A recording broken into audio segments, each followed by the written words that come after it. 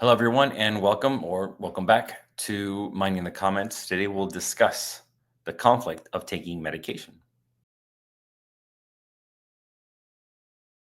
I believe we have talked about this before, but it doesn't hurt for us to go over it again because the question is a little bit different. And I think this question is really, really common. So, anyways, I want to thank Bridget for this week's question.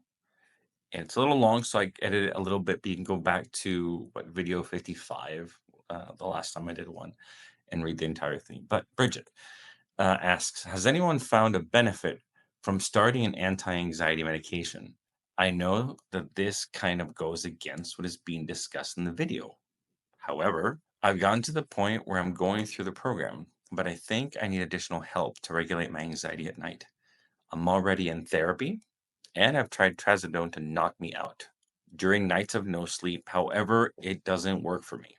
So if you found a benefit from any anti-anxiety medication, please let me know.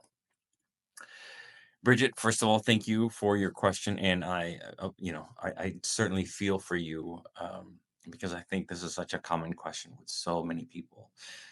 This conflict of whether they should take medication, and of course, there's no medical advice. I'm clearly not a doctor, um, but I can just give you my experience and share with you what I went through and what I see on a fairly regular basis when I talk to people that are struggling. So for me, I would say the majority of the medications that I tried just didn't work for me.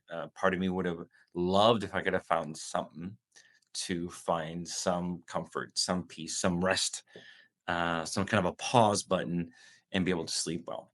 Now, what I do remember, it was over a year worth, and there was a lot of different doctors, medications that I tried, but I remember for a short period of time, I did try a combination, and I wish I would have written down the names of these medications. I don't know if it matters, but it was like a combination of sleep medication and anti-anxiety medication, and that did help a little.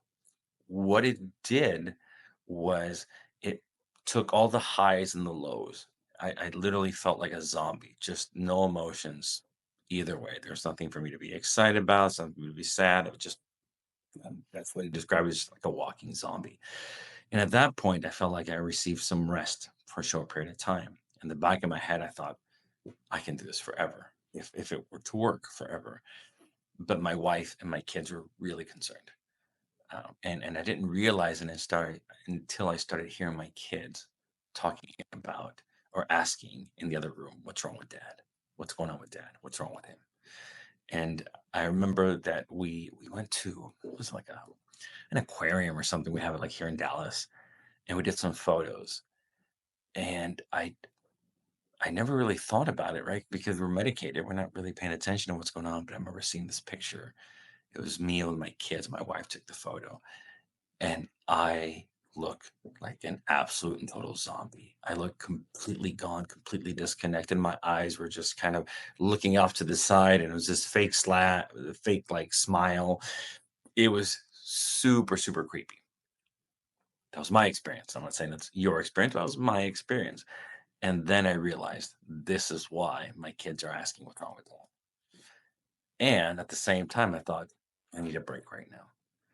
And it didn't last for very long. Once again, I felt like the medication wasn't working, so I really just kind of went through the protocol of phasing out of those things. But what I would say, Bridget, first of all, is in first part of your question, let's go look it over here. Found benefit. I know that this goes against what is being discussed in the video.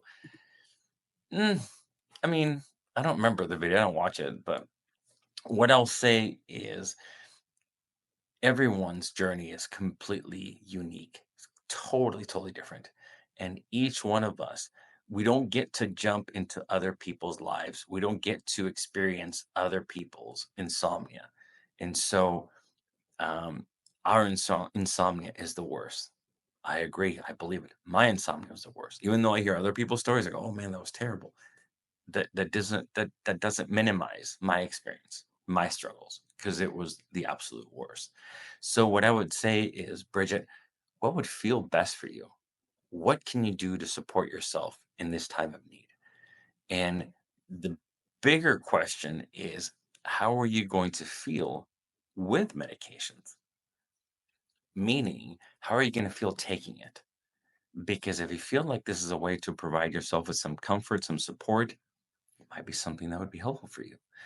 If you feel conflicted about taking it, and then every night there's this internal struggle whether you should take it or not, that's very difficult. That's a lot of pressure. That's a lot of judgment, criticism on self, right? And so if you decide to, and I've had people in the program, whether they've been, going having ups and downs, and all of a sudden they said, I think I'm gonna take some medication. And some people have taken it for a little while and they feel like it's helping them. That's great. And that's not forever. They know it's for now. And then they kind of gently with time phase off of them. I've had other people start taking the medication, and within like a week, it's like, I feel horrible. I'd rather just deal with this insomnia. That's not my thing. So there's really no right or wrong answer. There isn't, Bridget, you should do this. It's what feels best for you. What can you do to help comfort and support yourself? So every individual person that you talk to may give you a different answer. But what really matters is what you think, how you feel, how you perceive this possibility as a form of support. Now, I don't know about benzos. I know that there's definitely a lot of opinions about, hey, this is scary, this is dangerous, or whatever it is. Again, this is something that you need to consult with your doctor, and again, ultimately decide if this is something that you should try or if this could be helpful to support you. And maybe as you're taking something, if you choose to do so, you can still work the program. You can still learn and kind of move from this stage of fear and anxiety and your brain catastrophizing and perceiving that you're in danger where it's just perceived and not real, right? You can still go through this and still work through this program and work your way out of this. And then whenever you feel like it's comfortable to be able to phase out of the medication. But again, no medical advice. Um, so I think it's so much more about how you respond. How are you going to provide yourself with support? Now, let's go back to this other question. So, additional help regulates my anxiety, right? Oh, yeah. So it says I've gotten to the point where I'm going through the program, but I think I need additional help. Yeah, maybe that would be helpful to regulate my anxiety. And remember, what's another definition of anxiety? Oftentimes can be defined as fear. So I'm dealing with a lot of anxiety and dealing with a lot of fear. Okay. I'm already in therapy. Great. Hopefully that's going well for you. And I've tried trazodone to knock me down, knock me out, dude. I tried it too, it didn't do anything. During nights of sleep, however, it doesn't even work for me. So if we recognize that some medications aren't going to work because we're in this intense state of hyperarousal, fight or flight, yeah, the medications may not work. Or what some people have, there's a lot of stuttering there. What some people have or experience is they'll take the medication and they're still very hyper aroused. And about 5 or 6 hours later, maybe they start to kind of come down and okay, the night is over, the struggle's over, and they're ready to kind of go about their day. And all of a sudden they feel like the medication kick in and they feel like super sluggish and lethargic. So what I would say, Bridget, is what would feel best for you? What can you do with the information that you have right now?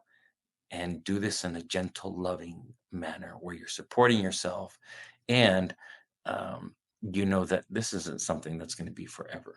Again, not an expert on medications or certain medications that maybe take time to phase out of this, but I just remember this. I still remember a buddy of mine, Jeremy, who was going through this as well around the same time, which is insane. Like how many people have a friend that's going through, insomnia at the same time?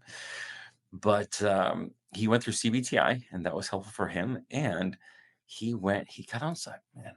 I'm kind of SSRI, and he said it really helped to just kind of pause things for him. And he was on it for, I don't quote me on this, for like a few months. I think it takes like a few weeks for things to kick in or something. And then he was on it for a while, and then he phased out of it, and he found it super, super helpful. So again, there is no right or wrong. It's what would feel best for you.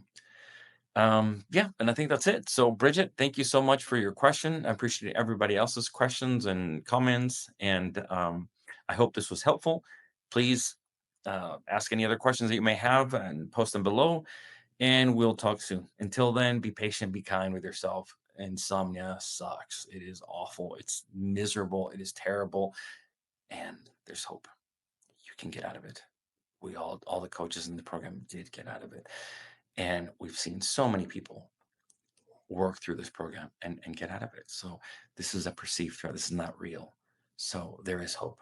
So hang in there, Bridget. Take care of yourself. And until next time, take care. Bye. Hi, it's me, Daniel, and I hope you found a ton of value in the video that you just saw. But if you're finding that insomnia is running your life, then please know that there's more than our free content that can really help you. And this is for you if you found that insomnia decides what you eat or drink or not. If insomnia decides whether you travel or not. If insomnia decides whether you go out and engage with life and hang out with your friends or not. In this case, getting our framework contextualized for your specific situation by somebody who understands you is often the key that leads to where you want to be. And you can find this in our Insomnia Immunity Program, because this program is led by coaches who've had insomnia themselves, who have left the struggle and now live their lives freely, just like you want to do. But we not only have our Insomnia Immunity Program, we also have bedtime if you prefer communicating via text. You can also schedule a one-on-one call with a coach if you prefer that privacy of a one-to-one conversation. You can find more about all these options on our website, thesleepcoachschool.com. And remember, we're rooting for you.